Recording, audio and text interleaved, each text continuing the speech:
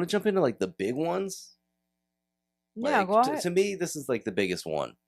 Is the Fender Standard Telecaster, Stratocaster, Precision Bass, and Jazz Bass. So this is like the talk of the town right now, as far as guitar, news. Who lives on that town? Everybody. Okay. So the Fender Standard series used to be a Mexican-made series. I believe actually originally it might have been Korean. I don't know. I don't know where they initially started. When I first started playing guitar, this is like the early to mid 2000s. Let's say like 2004, 2005. I think it had already come out by then.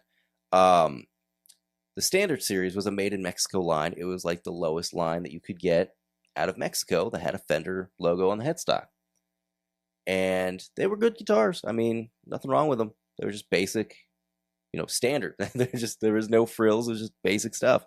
And they made those up until, I don't know, like 6-7 years ago, I think. And discontinued that and phased those out. That's when they brought in like the new lineups that they had where you saw like the Player One and stuff. There's some stuff in between.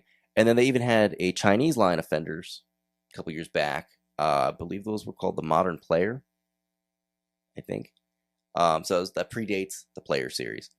And those they had like Starcaster, Stratocaster. They had a few other models. So those are Chinese-made Fenders. It said Fender on the headstock. So there was not a whole lot of there was mixed reviews on that. Same way that there's going to be on these. But the interesting thing is they're Indonesian-made Fenders. And they're $599 for all of the models in the series. It's a very stripped down series too. You're not going to see your Mustangs or Jazzmasters, Jaguars. It's the 4 core products: the Strat, the Tele, and the 2 basses, Precision Bass and Jazz Bass. And there's limited color options on these. Now for $599, it fills in that gap between the highest end Squier, which is usually like the classic vibe or some of the paranormal stuff, and the Player 2 series, made in Mexico. So it cuts you right in the middle of you can have Fender on the headstock, but the big complaint I'm seeing already everywhere online, and it's the number one thing people are saying about is, so it's a Squier that says Fender on the headstock. Because it's made in Indonesia? Because it's made in Indonesia, and I'm assuming maybe the same factory as the Squiers. That makes sense.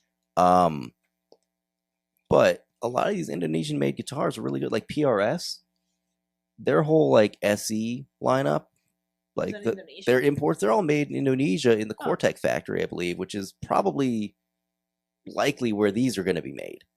But there's a couple issues here for me. I don't care. I'm not that picky. I think it's cool. I think it's cool that there's going to be another option. Did you just drop your spoon?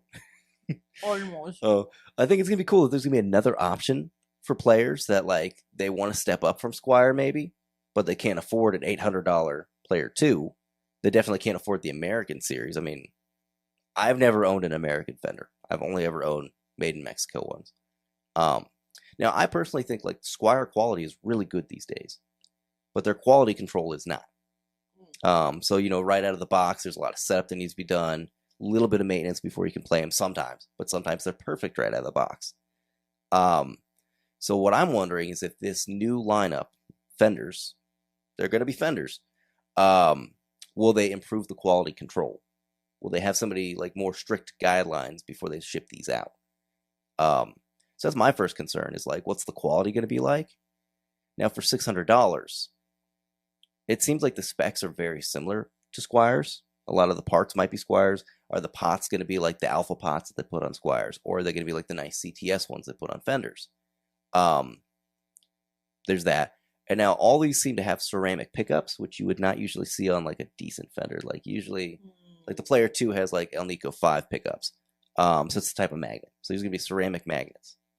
So usually that's something you would see in a lower end Squier. It looks like it's going to be a mix of Fender quality, but Squier craftsmanship. I don't know. So that was my first concern is is it going to be lower build quality than what people would expect with something with a Fender name on it? Is that going to cheapen the brand overall? Which I don't think it will. I think this is going to sell really well, personally. And honestly, had this come out 2 weeks sooner, maybe I would have ordered this instead of the Player 2. Just to give it a shot. Because $599, I mean, that's still a couple $100 cheaper. And they've got some decent looking colors. And we don't have to go into all the specs right now. It's pretty standard specs you would see on a, like a Telecaster, Stratocaster, stuff like that. But my other concern, and this is my biggest concern, which I don't know how to phrase it properly. I've been trying to articulate it to you. I've talked to a few different people online. Like, I woke up the day that these dropped. I woke up and I already had like a couple messages from people about this. I talked to message back and forth with Matt Dunn of Guitars for Idiots. He writes for Ultimate Guitar as well. We had like a good conversation for like an hour back and forth. Like, what does this mean? Like, what are these going to be? Are these just going to be Squire? I think Bobby Grout even reached out to me about it and was like, are these just Squires? So I talked to like 3 or 4 people about this, because we talked previously that I thought maybe with these incoming tariffs and stuff that Squire would maybe move to Mexico, but it seems like these tariffs are going to be pretty high for Mexico. So the Player Series and all that might go up in price. And then this is the solution, is that they're going to have an affordable range still for Fenders. So I think this is their solution. I don't know if this is necessarily something that they're advertising it like, oh, we needed something to fill that gap, which is probably, correct. Like, there needs to be a gap between Squire and Fender that's affordable. So I think it's the solution to the tariffs that are coming in pretty soon. But my main concern, now I'm finally getting to it, is if these have good quality control and they're built well and they're great instruments, why would somebody want to buy a Mexican-made Fender if these are better quality? So is Fender going to limit the quality? Like, they can only be so good so that people don't buy these instead? Like, they want to have a market for everything. But are there going to be people that are going to just say, like, screw the whole Player 2, the Vintera, I'm just going to save the money and buy 2 Fender Standards? Like, I don't know. That's my concern. Is like, how is this going to affect like the market for Fender in general? Because like, I could see myself buying one of these rather than, like I said, the one that I just bought. But Dude, you're just reading my mind. Because all I can think about is I'm just looking at them and I'm just thinking, is this just going to be $600 debt on our bank account in the next couple weeks? I mean, that's my hot take. You get the blonde Telecaster.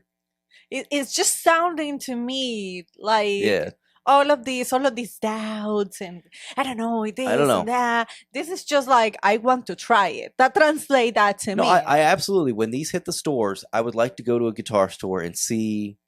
I would think in just a few minutes of playing one of these, anybody could determine for themselves, like, okay, it's just a Squire. This is Fender. And I don't have a problem with that. Can you start selling plasma before you visit the store? Ask my brother Mike. He's good at that. No, dude, for real. Like, just start saving money. I don't know. Do Uber, Lyft, whatever. Work at Starbucks. So you think start selling plasma? Because if you're gonna visit the store, you're gonna buy that. You're saying it's inevitable we're gonna get one of these? Oh God, yeah. I don't doubt it. There's gonna be a fight, but then he's gonna buy it. So might as well start saving. Now, I thought I saw something about the necks on these too, like the ones that are not maple fretboards. I don't think it is rosewood, which is like the big selling point for the Player 2, is like, oh, we upgraded to rosewood. Let's see. If you see the wood before I do. A poplar body. So that's indicative of a Squire build. Is that it's a poplar body. The neck is the second thing after model. Neck finish. No, there's maple, but where's the fretboard? Oh, Indian laurel. Okay, that's what I thought. So Indian laurel is a little bit cheaper wood than rosewood. It's another dark wood, but definitely seems like it's going to be a blend of Squire and Fender engineering here. So I don't hate it. I think it's cool. Look at the headstock though, because you're not going to hate it. No, it's a Fender. I love Squire anyway, so it doesn't matter. I love everything from the Sonic and the Bullet series to the Affinities, the Classic 5s, the Paranormal. I've had something from all of those. That's what I'm saying. Like, vintage modified back when they made those. This is just going to happen. Yeah. Now, if you look at the headstock too, it doesn't have like the nice gold outline or whatever, yellow outline, Fender logo. It's just black, which is funny because my Strat, which I've talked about a few times on the show, my Strat is a made in Mexico Squier series from the 90s. And they did the exact same thing. They sent import parts from Indonesia or Taiwan, wherever they were building them at the time, Korea. They sent like the tuning keys. They sent the pickups, the pots, all that stuff was import. It was assembled in Mexico, but the neck and body were American made. So this is kind of what I'm picturing here. Is it's going to be similar to that style.